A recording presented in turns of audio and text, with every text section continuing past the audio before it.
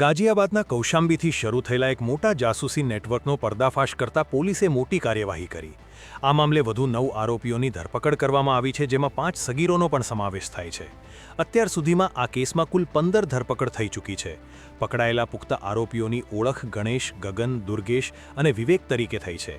તપાસ એજન્સીઓના જણાવ્યા અનુસાર આ તમામ સીધા પાકિસ્તાની હેન્ડલર્સના સંપર્કમાં હતા। નવાઈની વાત એ છે કે આ આખા ગેંગનો ભાંડો કોઈ મોટા ઓપરેશનથી નહીં, પરંતુ એક બીટ પોલીસ ઓફિસરની સતર્કતાથી ફૂટ્યો। એક બાઇક મિકેનિકની દુકાન પર થયેલી સામાન્ય વાતચીતે આટલા મોટા નેટવર્કનો કાચો ચિઠ્ઠો ખોલી નાખ્યો। આરોપીઓના મોબાઈલમાંથી રેલવે સ્ટેશનો, સૈન્ય મથકો અને સુરક્ષા દળોની તૈનાતી જેવી સંવેદનશીલ જગ્યાઓના ફોટા અને વિડીયો મળી આવ્યા છે। આ આરોપીઓ માત્ર થોડા રૂપિયાની લાલચમાં દેશની સુરક્ષા સાથે જોડાયેલી માહિતી સરહદ પાર મોકલી રહ્યા હતા।